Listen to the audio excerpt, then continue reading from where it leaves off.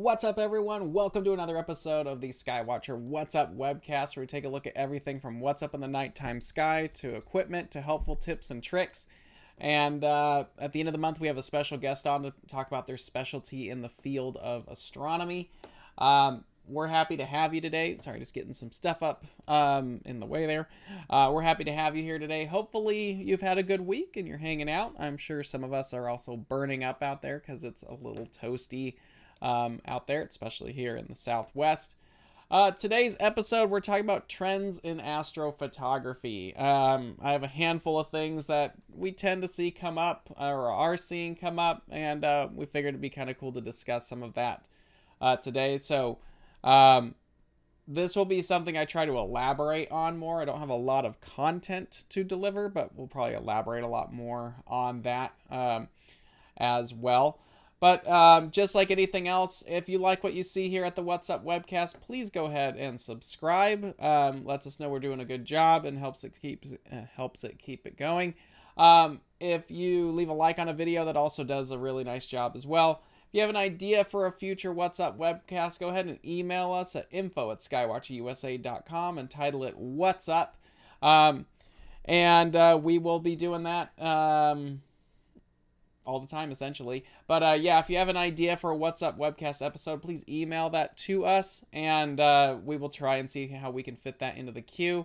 As I've said before, we generally build these out months in advance, so just because we have a topic that was sent to us doesn't mean it's going to be on in the next few weeks. It will be put in the queue, hopefully, and we'll try to get to that. Derek is asking about the Star Adventure GTIs. They are here. They are sitting in the warehouse right now. They are going through the quality assurance or QA process right now. First shipments of new products generally take longer to go through QA than all the following shipments because we want to make sure everything is okay. So they are here in the United States, and they will probably be shipping hopefully in the next couple weeks. But hopefully that makes people feel better. They are here. It's just going through the QA process, and that takes time when we get the initial shipments of stuff. So there you go. Hopefully that lays to rest the GTI requests. So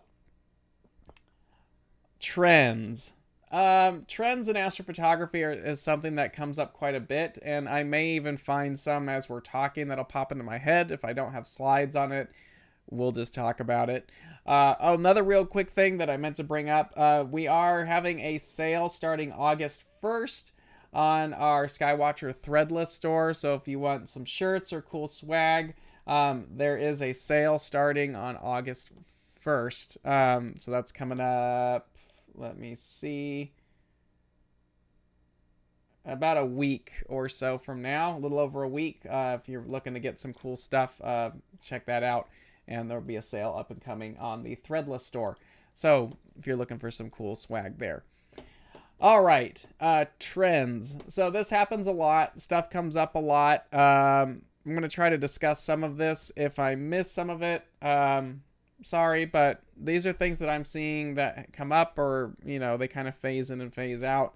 They might not be a new trend, but they do have like seasonal. So we'll get into that really quick, and I'll try to elaborate and kind of give my thoughts on them. I wanted to approach this episode because how we came up with it was kind of through another path, and I don't want to end up being like policing anyone's creativity or artistic thoughts on image processing and stuff like that, but let's try to be as straight as we can on it. But we are not the police on how people should do certain things. So the first one would be the Hubble Pallet. This one's not so much a trend. It's kind of solidified itself in here. And for those of you who don't know what the Hubble Pallet is, the Hubble Pallet is basically where you're using narrowband filters to isolate certain wavelengths of light and then basically color mapping that object using those filters. This is the same process the Hubble Space Telescope has made so popular. And that is done by using H-alpha, sulfur-2, and oxygen-3 filters to highlight certain wavelengths of light, generally coming from like emission nebula objects. So Like what you see here with the M16, the Eagle Nebula, that's very popular. M42 up in Orion. A lot of any emission target you can do narrowband work on. But if you want to make a color image, you can move stuff around and assign the colors to certain filters to give you kind of a cool false color image. And in this particular palette, this is what the Hubble Space Telescope generally uses, and that breakdown is something like this, where you have H alpha is the green, sulfur is red, and oxygen 3 is blue. Like I said, this is best done with emission nebulas. But this is a very popular thing. I wouldn't say so much it's a trend anymore. It's, like I said, it's kind of solidified itself in astrophotography, especially if you're doing deep space imaging. Generally done with monochrome cameras, but now I've seen people start to get similar results with like a color camera and these new multi-band filters. They kind of move the colors around and you can select what's going to be what, and you can kind of get something similar with color cameras. Now, what I wanted to bring up on the Hubble Pallet is a lot of people, I see a lot of people who are new to astrophotography, or maybe they're new to like monochrome cameras, that they feel that they need to go out and spend a ton of money on their filter sets because this is what everybody else does. You need to have LRGB, of course, to have color. And then it's like, oh, I need to go out and buy H alpha, O3, and sulfur 2 filters. And then I'm good to go. Well, what you'll actually find is that H alpha is probably going to be your most common narrowband filter that you're going to use, followed by oxygen 3. Most emission nebula targets are going to have high amounts of signal using those 2 filters. However, sulfur 2 or S2, there's a lot less out there than people think. And narrowband filters, especially when we start talking, 36 millimeter, 50 millimeter, 2-inch, when you get big filters for like an APS-C or even a full frame camera, those filters tend to cost a fair amount of money. Most narrowband filters are going to cost a lot of money for each filter, especially as that bandpass gets smaller. So on average, most filters are probably about 7 nanometers in bandpass. You do get down to 6 and 5, and then the real high-end ones are 3 nanometers, very selective on what's going through that filter. And the narrower the bandpass gets, the more expensive those filters generally are. So what I've seen a lot of people do is they go out, they get a monochrome camera, and then they spend a bunch of money on filters. And that's good if you want to do that, but what I find a lot of times is we rarely actually use our S2 filters. There are people who are doing Hubble Pallet, and you do generally need the S2 to make the Hubble Pallet, but you'll find a large majority of targets out there do not have a lot of signal in the S2 portion. And I feel like there's a lot of people who end up buying an S2 filter, myself included, and not really using it. So what I would recommend first is not running into buying all 3 of your narrowband filters just because people say you should have it so you can do. If you really want to do the Hubble Pallet, then yeah, you need all 3 filters. But you can do a lot of really nice stuff with only H alpha and oxygen 3 filters. You don't need the S2 filter for a large majority of objects. So I wanted to bring the Hubble Pallet up because the trend I find here is a lot of people just go online to some forum website or talk to someone and they're like, oh, this is what you need to buy. And that's just what you need.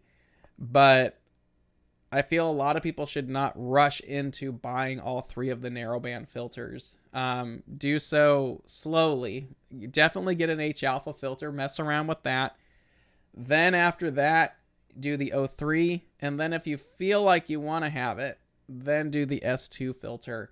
But you have to remember that most narrowband filters are going to be between 300 to 400 or more per filter. So, especially if you're talking modern day cameras like the 2600 or the 6200, which require these big 2-inch filters, you're several $100s for each filter, if not more, if you're doing, something like a chroma filter or an unmounted filter from Chroma or somewhere similar. They are expensive.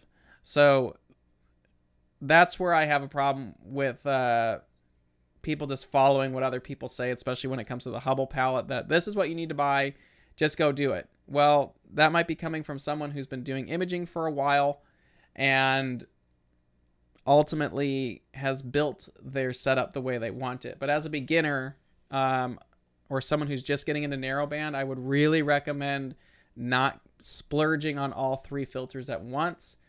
Maybe get an H alpha. I would definitely recommend an H alpha. Maybe get yourself an O3, and then later on look at the sulfur 2. But you could probably invest that $300+ into something else that would be more beneficial for you at the moment, and then down the line add the S2 filter, so you can do the Hubble Pallet. But that's what I wanted to talk about primarily, is hopping on the trend that just because everyone says it's there, or just because everyone uses it, or everyone has it in their wheel, doesn't mean it's always beneficial for you to just go out and throw a bunch of money on it initially. Which brings me to the second part of this, and that is bicolor imaging. Bicolor imaging is basically using 2 narrowband filters to achieve a color shot. This is generally done with the H alpha and O3 filters, and this is what I'm talking about, where you don't have to go out and buy the S2 filter. The S2 filter obviously will give you some cool stuff, but there's a lot of really effective images and really good targets out there that will work very well with just an H alpha and an O3 filter. And you can combine those to give you the bicolor images. This is a picture of the Crescent Nebula. It was only done with the H alpha and the O3 filters. And then from there, you can actually make your third channel, the green channel, by blending your H alpha and O3 data and basically making a synthetic H beta channel, or hydrogen beta channel. My blend is 15% hydrogen, 75% oxygen 3. That is how I do that. That's how I created this shot right here. And you can mess around with your blend any way that you want. But this is something, like I was saying earlier, that you can do with just 2 filters. You don't need to go out and spend that extra $3, $4, even $1,000 is on some of the top tier large format S2 filters. And I'm not trying to knock S2. It's just the reality is there's not a ton of targets that have a lot of signal in S2. And if you're going to go out and be spending $400 or $500 on a filter or more, I find, especially if you're just getting started, there's probably a better use of that money for the time being that you could do with something else, like a nice motorized focuser maybe, or a better mount, or a better camera, or there's a ton of things I would recommend before dumping a bunch of money into that final S2 filter. And you can still take some beautiful images, even from home. This was taken in my backyard. And those narrowband filters are going to vary. Maybe you could even spend that money on doing a narrow oxygen 3 filter, because generally with oxygen 3, you get a lot more interference from like moonlight or light pollution because of the band, or the frequency of oxygen 3, because it's in that bluish green region of the spectrum. You get a lot more moonlight that can affect that. Where H alpha, you could image in a full moon with no problem with like a 7 nanometer filter, and it's not really a big deal. If you're going to buy an oxygen 3 filter, I would get the narrowest bandpass you could possibly afford. For our remote observatory, our narrowband setup is a 5 nanometer H alpha, a 3 nanometer oxygen 3, and a 5 nanometer sulfur 2. The H alpha and the sulfur filters are way in the red part of the spectrum, so there's not a lot of issue with street lights or other light pollution issues in that part of the spectrum. So you can go a bit broader on those filters, which also allows them to be a little bit less expensive, but you can go broader on the S2 and the H alpha, But the O3, if you want to image, especially from light pollution, and you want to take as much advantage as you can when the moon is up, you want that to be as narrow as possible. So rather than going out and splurging on that S2 filter, maybe look at splurging on your O3 filter instead. So rather than getting a 7 nanometer O3, which would be okay, but when the moon comes up, you're going to be a lot more limited. Maybe look at getting a 5 or even a 3 nanometer, because then the amount of time you can spend on O3 is going to be more, which is also something that you're going to want to do because O3 is in the bluish part of the spectrum, and most cameras don't have as much signal in that part of the spectrum. So you're going to have to make up with some longer exposure times when you're shooting an oxygen 3, where H alpha, it's very, very strong. So that's where I find that having those two colors, you can take some really nice images just using H alpha and O3. Rather than going out and splurging and getting all 3 narrowband filters to do the Hubble Pallet, I would probably say, hey, get yourself a nice H alpha and get yourself a really nice O3 filter. And then in a year or two or whenever you want to do, then maybe go get yourself an S2. But you can start taking some amazing images from your backyard with these the bicolor stuff by just having those 2 narrowband filters. So something like a 5 or 6 nanometer or 7 nanometer H alpha, and then maybe like a 3 or 5 oxygen 3. You'll be busy for a long time taking some really cool images of nebulas in the summer and the winter time. So bicolor imaging is a very good method. If you're shooting from in town and you're stuck in your backyard, you can make some beautiful images with just those 2 filters and then blending them to make your H beta channel to give you the green. And there you go. It's generally more effective that way. So bicolor imaging is also a good, it's not so much a trend now, but it's become kind of a staple. But I find that works very good. And that's actually what's happening with, some of these one-shot color cameras too, with these multiband narrowband filters like the H alpha and the O3, like the L Extreme from Optolong is an H alpha O3. You're basically doing bicolor imaging. It's letting the H alpha and the O3, you're just doing it in one go at that point. So bicolor imaging would be something else that I, would bring up there. Now, something that's a little bit more of a trend right now would be starless images. This is when you actually have software go in and remove the stars. Now, there are a couple different reasons why you would want to remove the stars. I have some friends of mine that remove them during their processing so they can work on the nebula, and then they apply the stars back into the final image. But what some people are starting to do, or have been doing for a while, is removing the stars from the shot completely to give you kind of this unique artistic approach. And that's really what I find these starless images is art. Especially from like a black and white perspective, like my shot here of the California nebula. I was just messing around just to see how it would work, and it looks really odd. But what's nice about having a starless image is it really kind of gives you a unique way of showcasing the target. And this works really well with nebulas where you get that very delicate nebulosity in there, and maybe your eyes are being drawn to the stars, where if you remove the stars, you're kind of focusing just on the overall structure of the object. So that's not a bad thing to do, but it really is, in my opinion, more of an artistic approach. It's obviously not true. And I have some friends of mine that are sticklers for being scientifically accurate when it comes to astrophotography. And I understand that some people just want to approach it as art or just a little bit of both. But the starless images, for a while, I can't say it's kind of been trendy lately, but a lot of people have been messing with removing the stars from their nebula images just to give kind of this unique overall approach. But I definitely throw it more in it's art category at that point, rather than being scientifically accurate. So, but it's kind of what you want to do. And that's where astrophotography kind of blends on being science and art all at the same time. yeah, so it's just kind of your personal taste on what you're trying to achieve with your images. But starless images have become a bit of a thing over the last couple years.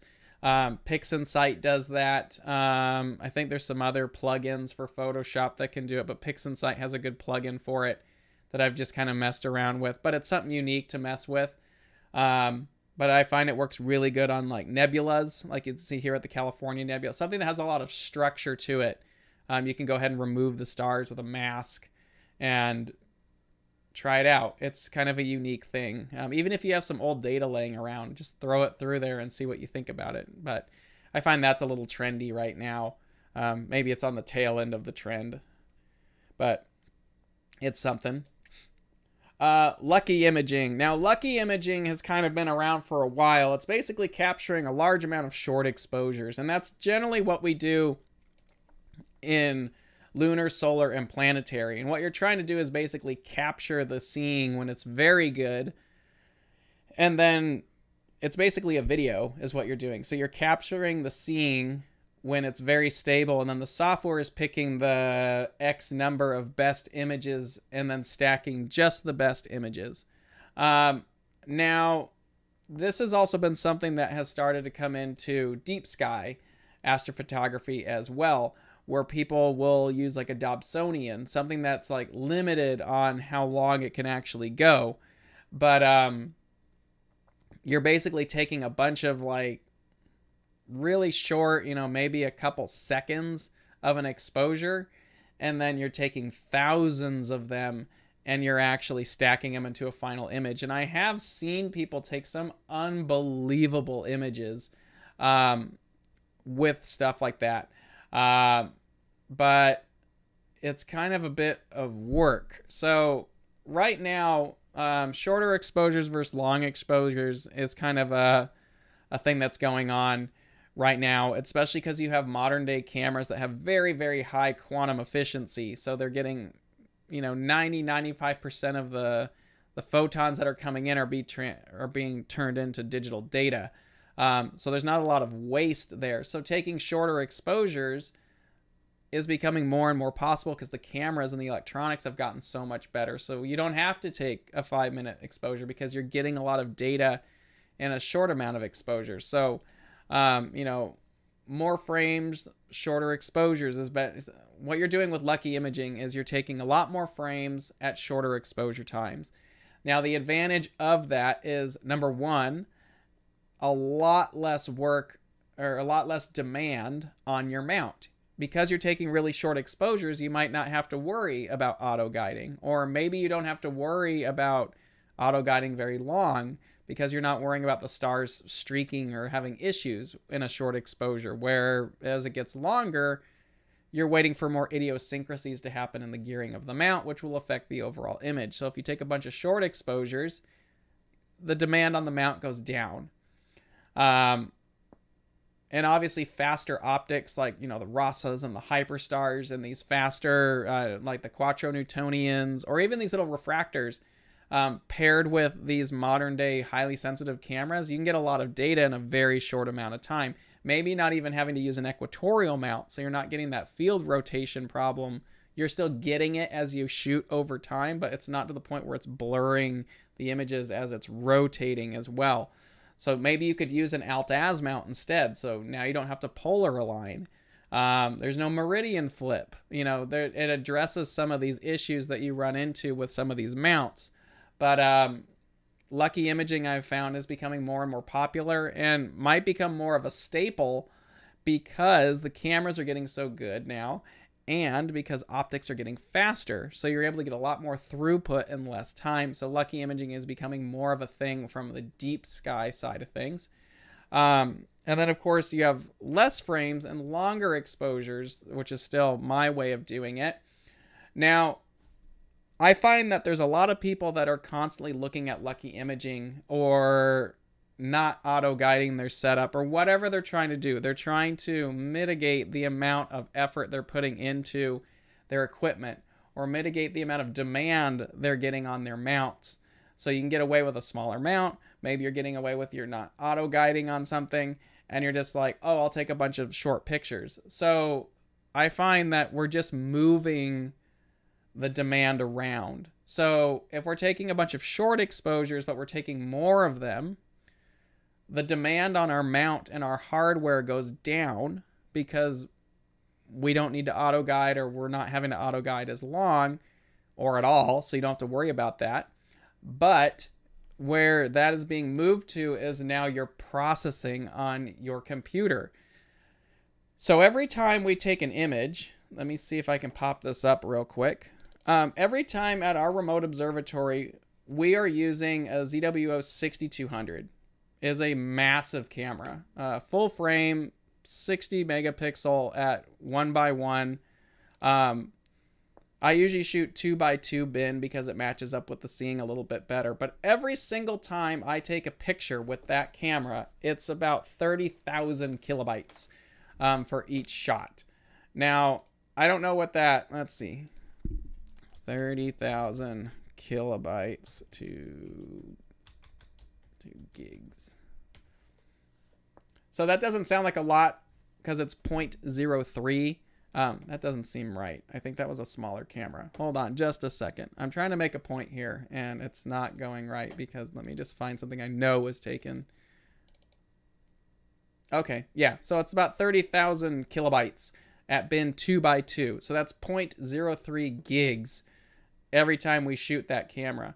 At full resolution, it's like 120,000 kilobytes. So that is 0.12.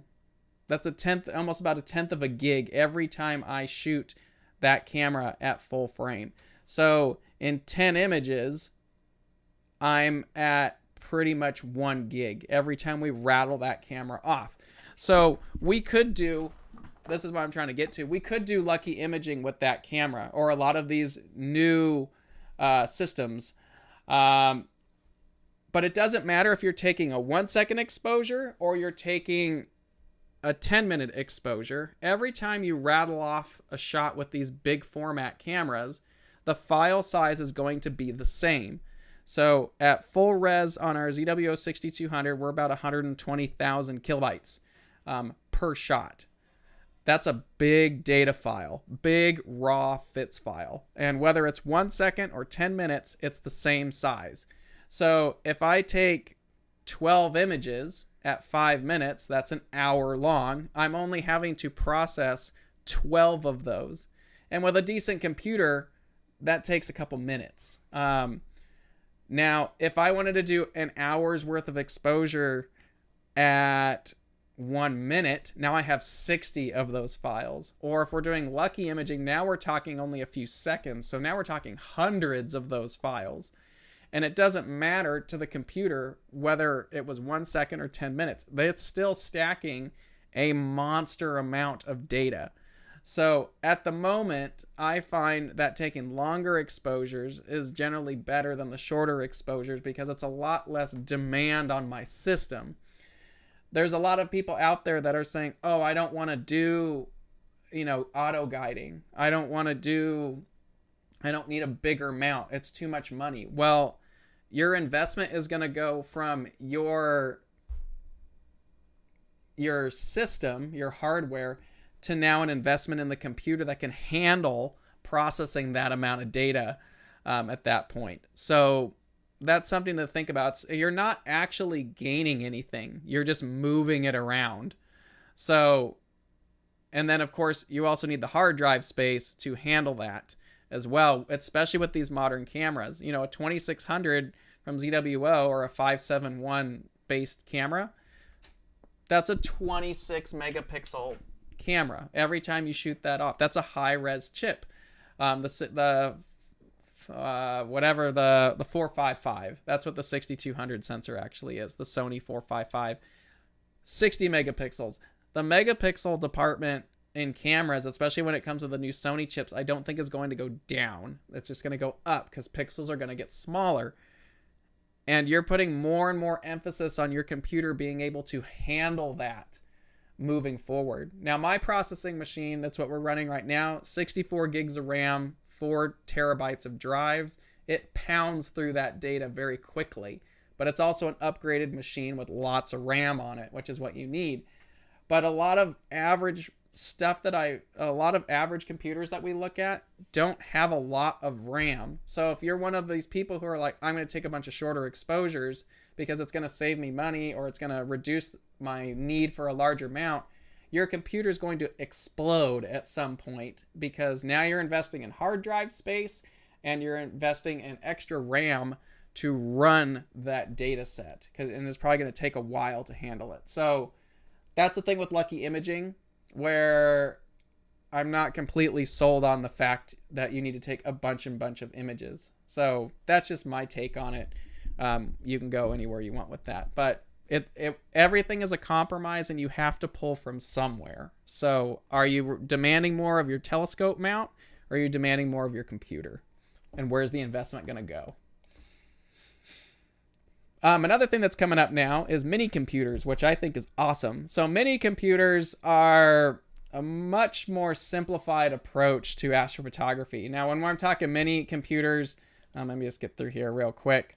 I'm talking examples of this are the Prima Luce Labs Eagle, or the ASI Air. You know, these tiny little computers that can run your imaging setup.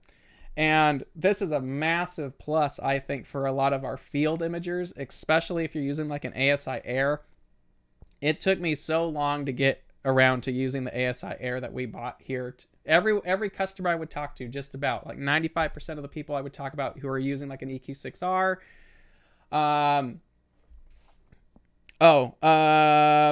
Hard drives. I always use SSDs. If you can get SSD drives, there's less moving parts and they're faster. I have a couple SSD drives that I use for imaging. HDD drives, which is your typical disk drive, those are fine too. The nice thing about those is you can get way more data on them at the moment, but if I could have one or the other, I would do an SSD preferably. So that's just me.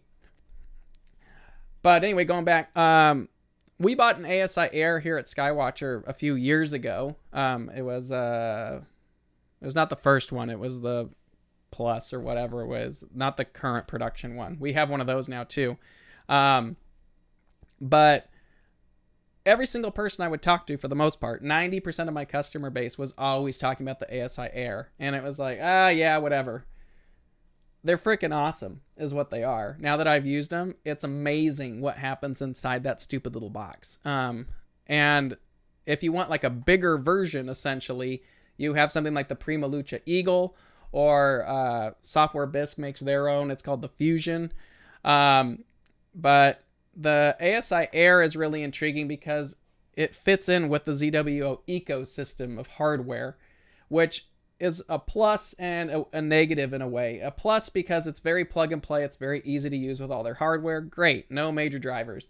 Downfall is you can't really use anybody else's hardware at that point. So if you want to use like a Starlight Express or something like that, you can't.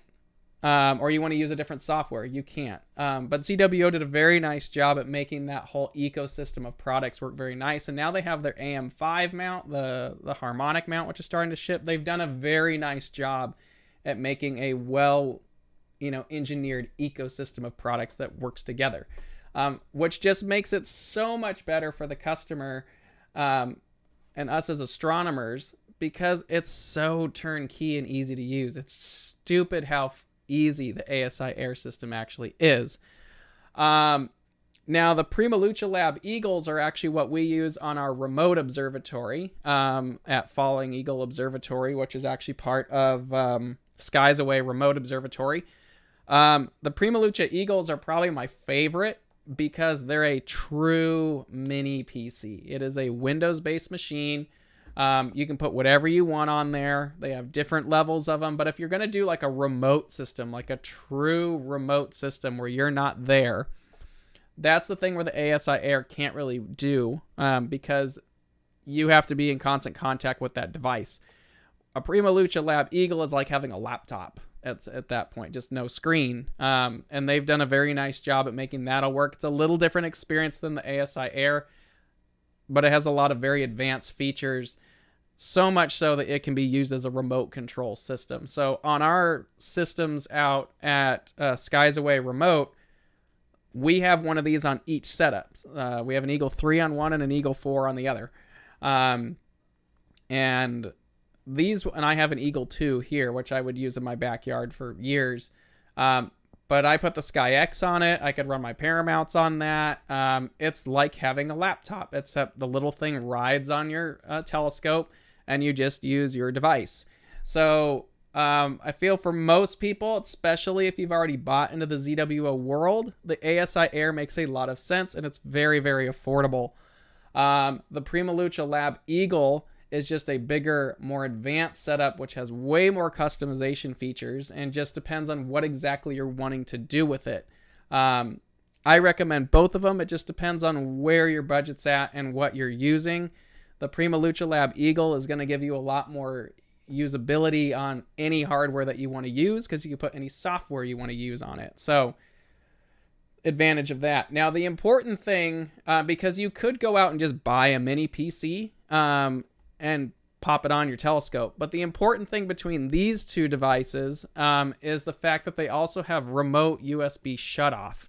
So that's a really important system if you're going to be doing this remotely, where you're not there at the telescope at all. Because if you're running a remote telescope system, you can't just go out and unplug the USB if it's giving you crap.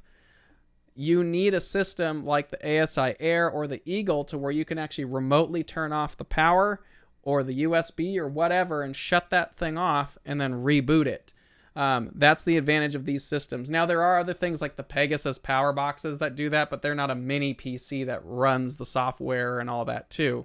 They're kind of a hub, if you will, which I guess you could use that, but it's not quite the same thing. But these mini PCs make actually imaging in the field a lot easier because you don't have to drag a whole laptop out anymore. You could use a tablet and sit in your car if it's cold with like an ASI Air because you're right next to it. Or the Eagle, you could use it as a remote system. But I swear by the Eagles, if you want to do a remote observatory system, whatever that's going to be, the Prima Luce Eagles are honestly the way to go. They are a bit spendy, but if you're doing a remote system anyway, you could probably afford an Eagle. If you're just imaging in the backyard or you're a field imager, the ASI Air, where you're going to be close vicinity of your telescope, but you don't need to be out there all the time. And ASI Air is a phenomenal little investment, and they're like $300. Both of these are excellent options. I'm sure we will see more of them out there. Both are awesome. It just depends on what you want to do. But mini computers, I think, are a very positive trend that have started. That's really just being thankful for technology becoming more and more available. But either of these are excellent little options. It really just kind of depends on what exactly you're trying to do and how much control that you want. So both of them, I recommend both of them. It just depends on the budget and what you want to do. Nightscapes. Nightscapes, I think, are more of a seasonal trend. Usually it comes up in the summertime. We get a lot of calls on, I want to take Milky Way pictures. Well, great. That's what the Star Adventure's for, or the Ioptron Sky Trackers, or the Vixen Polaris. There's all kinds of little trackers out there that you can use. But I'm sure every company that sells some kind of star tracker does see an uptick in interest around the summertime because we have a lot of people coming in from the photography side of things, a much bigger hobby, that want to get into astrophotography through Nightscape. So generally when you talk about, April, May, that's when everything's starting to come up. The Milky Way starts, the summer Milky Way in particular, which is what everyone says is Milky Way season. That's where the trend is. They want to get that really deep picture of the Milky Way core rising. Great, that's fine. But it's very seasonal. However, I've had to tell people before, it's not limited to the summer. The summer is bright and it's easier to capture, but that doesn't necessarily mean that's Milky Way season, because there's also the winter Milky Way. The winter Milky Way has a lot of faint, very delicate nebulosity. It's not near as bright, but you have a lot of really cool things in there too. So there are two seasons to Milky Way. The easier one, of course, is the summer because it's big and bright and detailed, but do not forget the winter portion of the Milky Way either. It does require darker skies, but it has its own unique look as well. So don't run off and say, oh, it's Milky Way season, it's summertime, because there's a whole nother half of it as well. So, but I find that nightscape photography is kind of a trend, mostly from the seasonal aspect to it.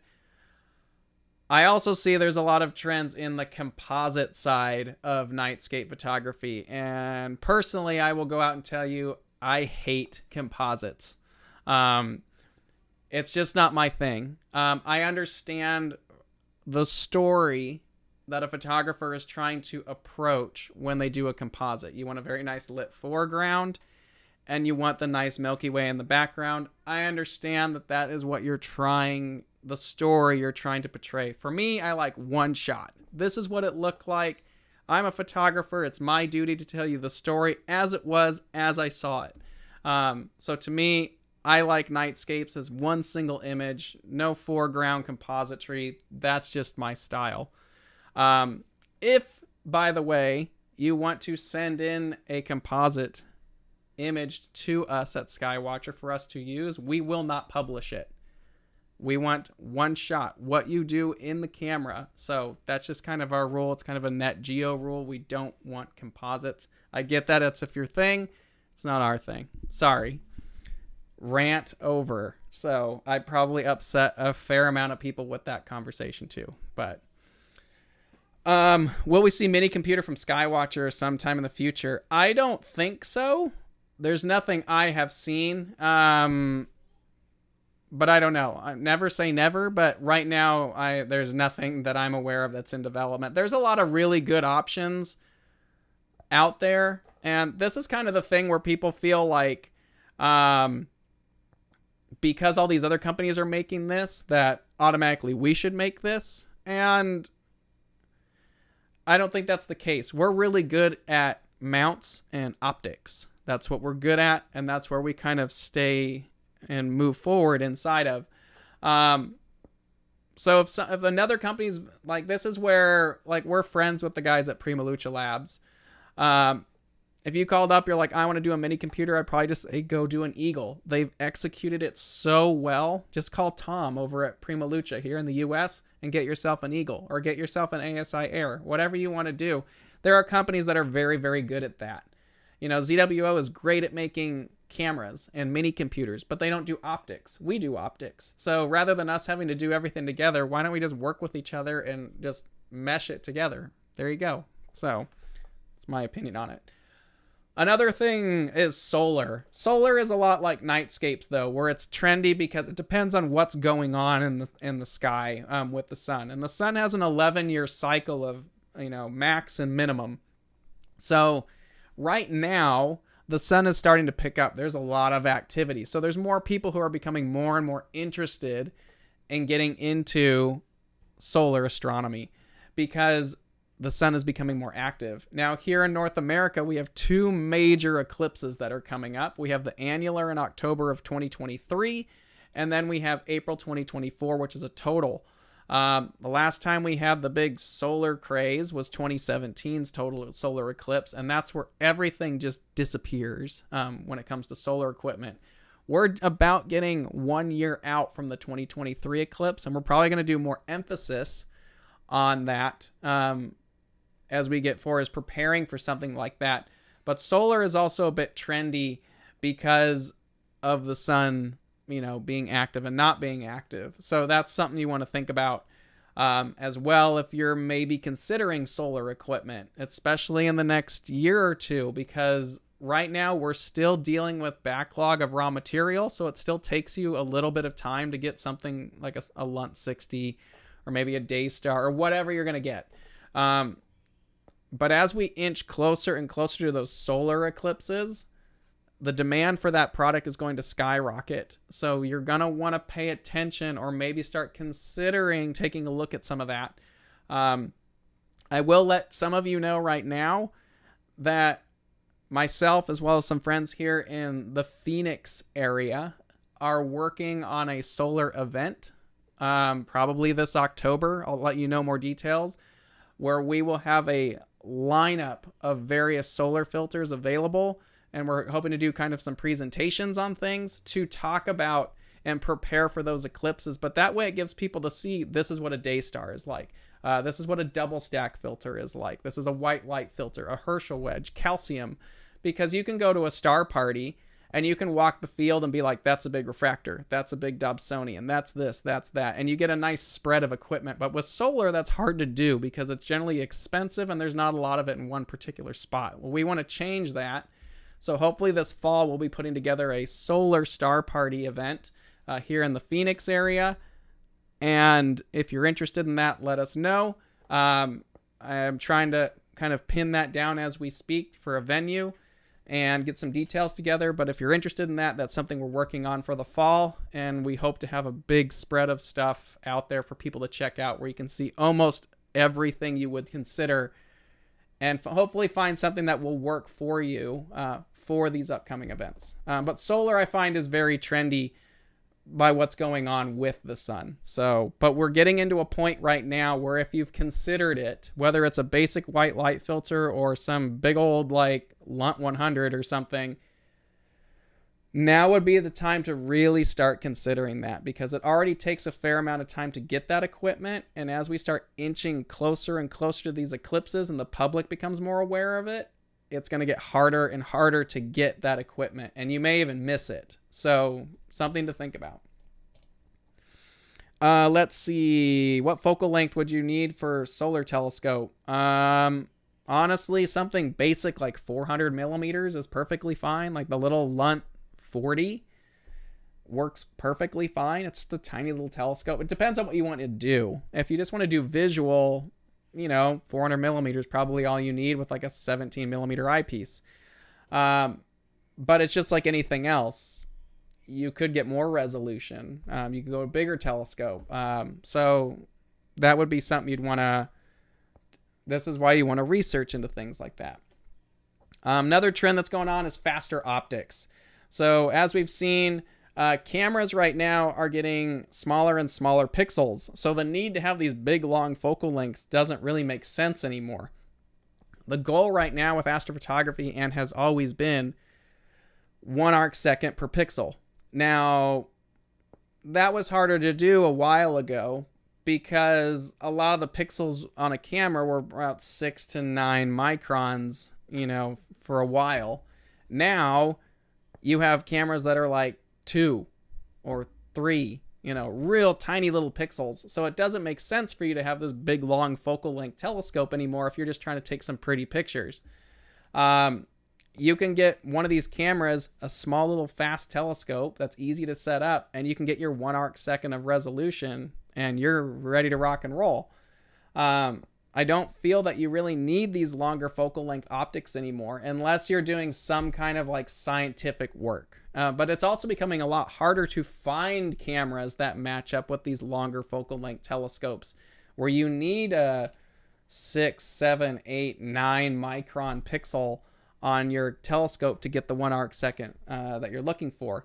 Now it's really easy to do that with like a ZWO 2600 or a 6200 and 1,000 millimeter focal length refractor or a Newtonian. You can get that 1 arc second per pixel and just blow it up because you've got that image scale and the capabilities to do it. That's if you're trying to, shoot something in particular.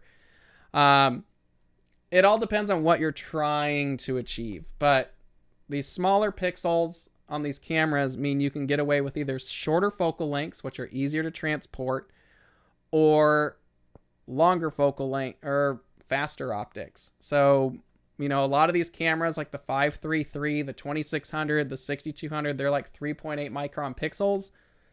You only need something that's like 8, 9, 1,000 millimeter focal length, and you've nailed it. And that's really easy to do in a fairly small setup. So you don't need this big old thing anymore. So let me get through the last little bit here. This is actually going better than I thought. We're actually working really well as far as time. The last thing I want to talk about is harmonic mounts, because everybody is asking when we're going to do one.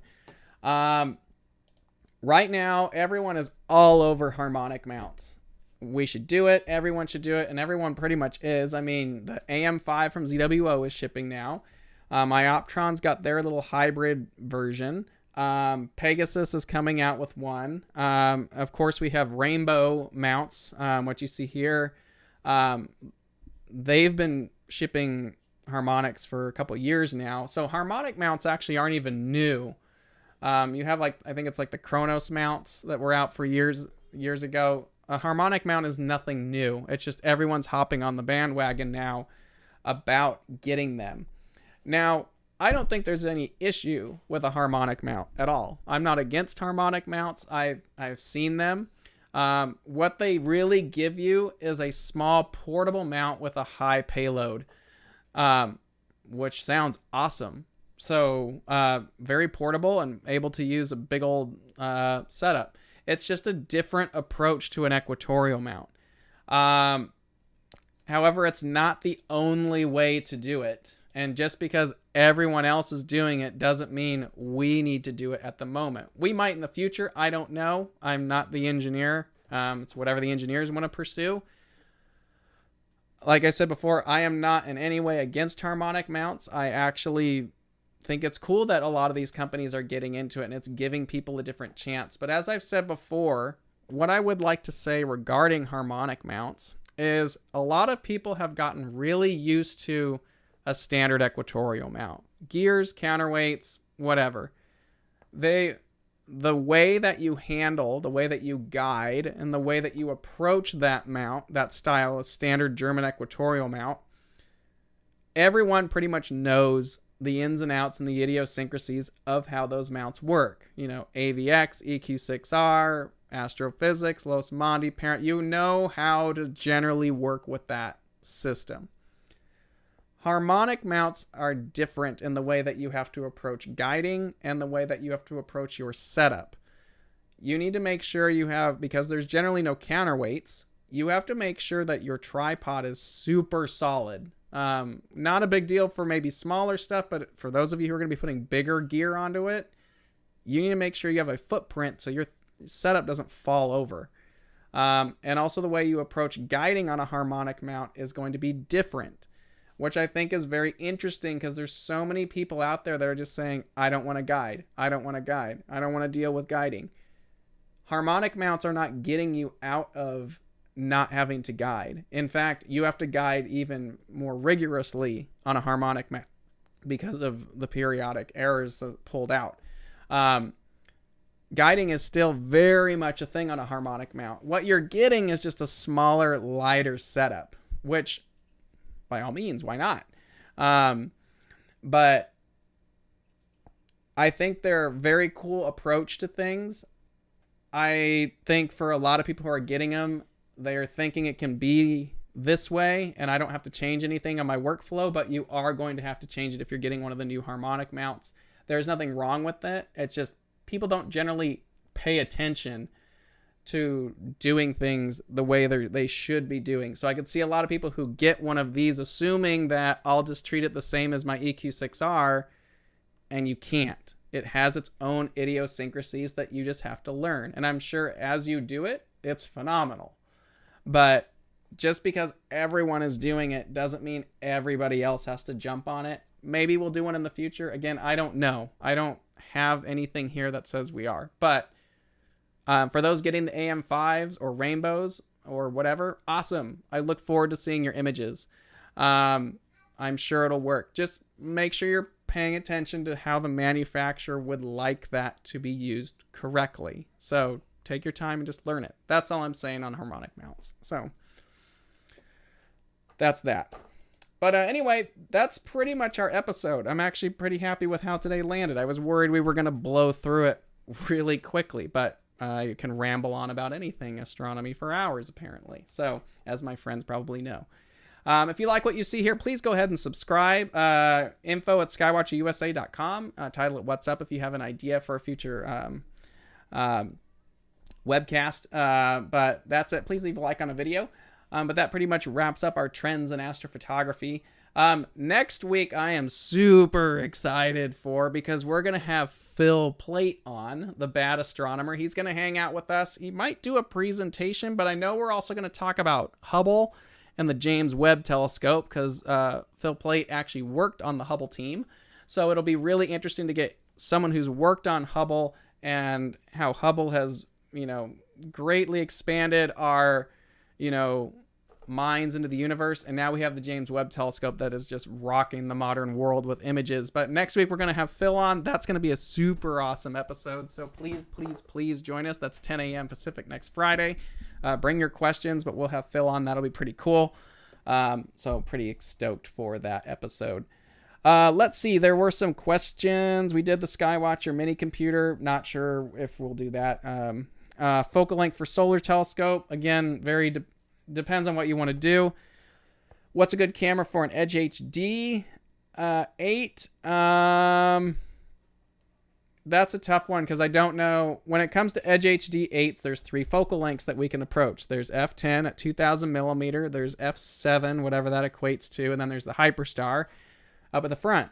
So if you're doing a Hyperstar system, probably a 533 2600, something with 3.8 micron pixels. If you're at f7, hold on, I will figure this out. If only we had a really neat calculator that you could just download for free. Oh wait, we do. Scope Wizard. We can figure that out. So let's see if we can figure out our buddy's question here. Maybe I didn't program this in. I might have to go back and put the reducers in.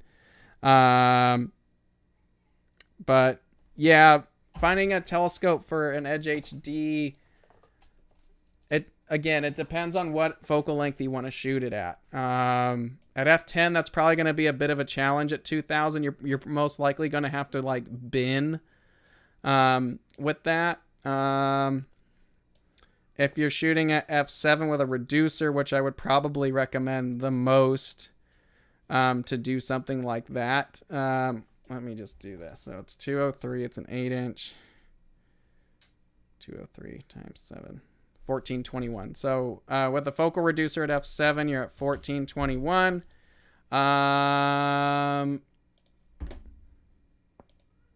So for an Edge HD 8, to get 1 arc second per pixel, you need something like a ZWO 2600 and bin it 2x2. Then you'd be at 1.09 arc seconds per pixel. So you could get away with that.